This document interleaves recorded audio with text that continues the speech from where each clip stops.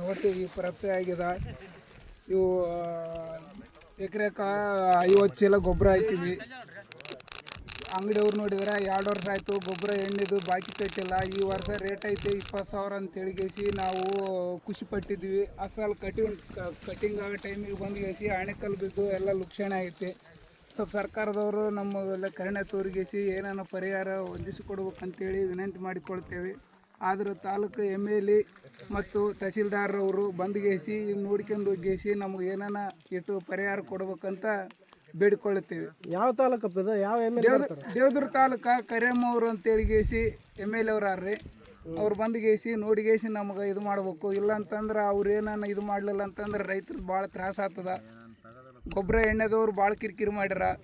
ಇಲ್ಲ ಅಂತಂದ್ರೆ ಎಣ್ಣೆ ಕುಡಿಯೋ ಪರಿಸ್ಥಿತಿಗೆ ಬರ್ತದ. ಸ್ವಲ್ಪ ಅವರು ಸರ್ಕಾರದವರು ಗಮನಕ್ಕೆ ತಗೊಂಡ್ಗೇಸಿ ಇವಕ್ಕೆ ಪರಿಹಾರ ಕೊಡ್ಬೇಕಂತೇಳಿ ನಾವು ಮನವಿ ಮಾಡಿಕೊಳ್ತೇವೆ. ಯಾವ ಊರಪ್ಪ ಇದು?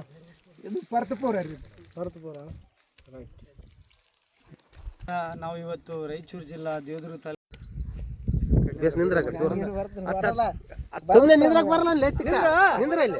ಅಷ್ಟೇ ಮಾಡಿಕ ಎಲ್ಲರೂ ಮಾಡಿಕ ಎಲ್ಲ ಮಾಡಿಕೊಂಡು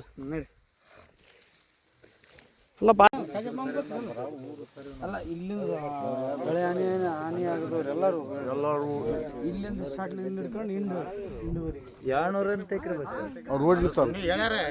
ಎಷ್ಟಾಗ್ಯಾವ ಆ ಊರಿಂದಾನೆ ಹೇಳ್ಬೋದು ನೀವು. ಯಾರೆಲ್ಲ ಲಾಸ್ ಆಗ್ಯಾವ ಆ ಸರಿ ನಂಬರ್ ಬರುವಂಥ ಎಲ್ಲ